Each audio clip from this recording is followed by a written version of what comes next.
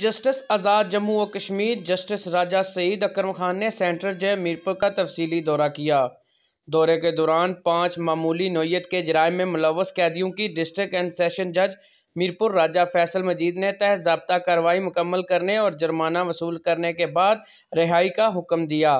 اس سے قبل chief justice آزاد Jammu Kashmir justice راجہ سعید اکرم خان کی جیل آمد پولیس کے چاق و چوبند دستے نے سلامی دی اور گارڈ آف آنر پیش کیا۔